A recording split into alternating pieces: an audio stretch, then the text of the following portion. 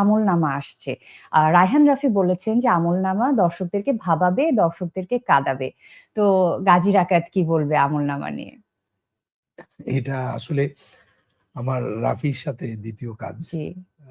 এবং কাজটি করতে গিয়ে এবং শেষে ডাবিং এ গিয়ে বা এখন যেটুক দেখেছি আরকি, পুরোটা এখনো দেখা হয়নি। আমার কাছে যেটা মনে হয়েছে যে নামটা অনেক সুন্দর এবং আমরা এই ছবিটা দেখার পর আমরা আমাদেরকে দেখবো আরকি। মানে একটা ঘটনা বলাই যেতে পারে। ঘটনা মানে কি? যে আমার এর আগে আমি একটা চলচ্চিত্রে অভিনয় করেছিলাম। হুমায়ূন আহমেদের চিত্রনাট্য মোর্শেদ ইসলামের প্রিয়তম এসো। সেখানে একটি রেপিস্টের ক্যারেক্টার করেছিলাম।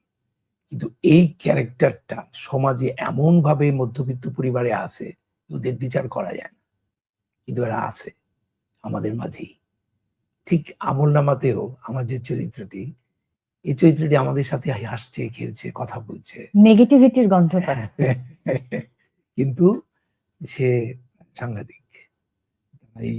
এবং এই যে শুধু যে সে তা না, আমরা প্রত্যেকেই আমার রিফ্লেকশনটা এই ছবিটা দেখার পরে শুধু এটুকু রিফ্লেকশন আসে যে আমার আমলনামাটা কি আসলে, বর্তমান প্রেক্ষাপটে এই সময়ে আমি কি করছি, আমার ভূমিকাটা কি, এরকম একটু যদি ভাবনা ঢুকিয়ে দেওয়া যায়, তাহলে আমার মনে হয় পরিচালক এবং আমরা যারা এটার সাথে জড়িত আছি আমাদের চেষ্টাটা সফল হবে।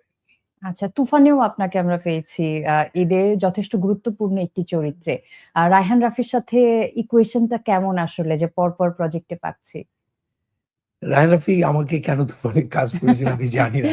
ও একদিন হঠাৎ করে কল করে বলল যে রাকেব ভাই আসেন আমার ছবিতে কাজ করব। গল্পটা শোনার পর ভালো লাগলো এবং ওই এক্সপেরিয়েন্সটা দারুণ।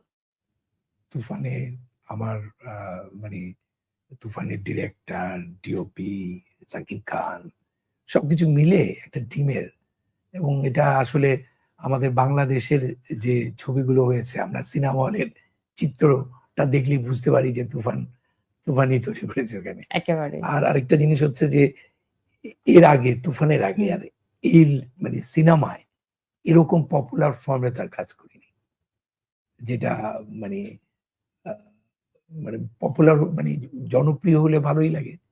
যেমন রিসেন্টলি বোয়াল মাছের ঝোল নামে একটি ওটিটিতে কাজ করেছিলাম। সেই কথাটা বলছে, তুফানের কথা বলছে। আশা করছি আমলনামাটাও বলবে আমার মনে হয়।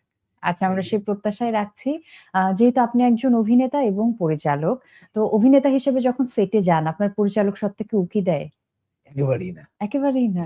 এটা কি সম্ভব যে একটা সত্তাকে লুকিয়ে ফেলা? একদমই সম্ভব। এটা একটা আমাদের যারা অভিনয় করি, আমাদের একটি সাবজেক্ট আছে যে আর্ট অফ নট নোয়িং।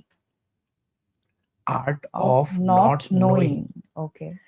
অর্থাৎ ইভেন আমি যখন নামাজ পড়ি, নামাজ পড়তে গিয়েও এই আর্ট অফ নট নোয়িংটা লাগে। কারণ আমার সূরা ফাতিহা বলি বা যে সূরাগুলো বলি আল্লাহ তো আমাকে আগেই দিয়ে দিয়েছে। এটা মুখস্থ করে পড়তে হয়। আমি যদি বড় করে মুখস্থ করি তাহলে ওটার কোনো মানি নাই। ওই নামাজ পড়ার মধ্যেও যদি আমার সেই অনুভূতিটা না থাকে, ফিলিংটা না থাকে, নামাজটা কিন্তু ভালো হবে না। ঠিক অভিনয়টাও তো তাই।